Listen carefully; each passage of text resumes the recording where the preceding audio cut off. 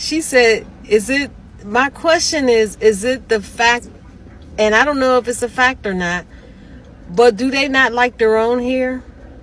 Why do they choose to wear our hair as opposed to wearing their own hair? So I said to her, okay, can you elaborate?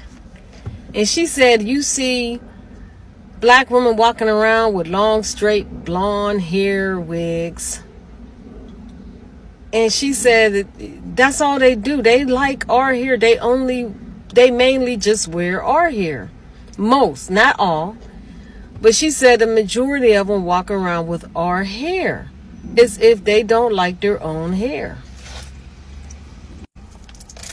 So I told her, I said, I really can't answer that question. The only thing I could say is maybe because society has trained them into not liking their own hair and trained them to think that your hair is better than their own hair. That's what I told her. And you know what she said? And she said it again. Please don't take offense to this. She said, but behind you guys' back, she said, white people laugh at you. Because to them, you look silly walking around wearing another race of people's hair. Look at your wig, man. By the time you get in your 30s and 40s, your hair is just all torn to hell. You know it is, man. Did you ever hear the Tignon Law? That back in the day where black women were made to cover their hair because white women thought you were too beautiful, which you are.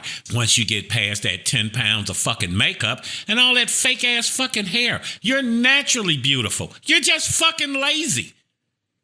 But here's the Tignon Law, in case you never knew. Check it out. White women complained so much about black women's beauty that the government passed a law to cover their hair. And you probably weren't taught this in school. It was 1786. Louisiana. Free black women in New Orleans wore their hair high and elaborate, styled, adorned with jewels, feathers, ribbons.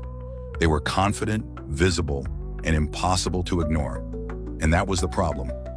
White women complained to the governor, said black women looked too elegant, said they were competing for attention, said they needed to be put back in their place. Here's where it turns.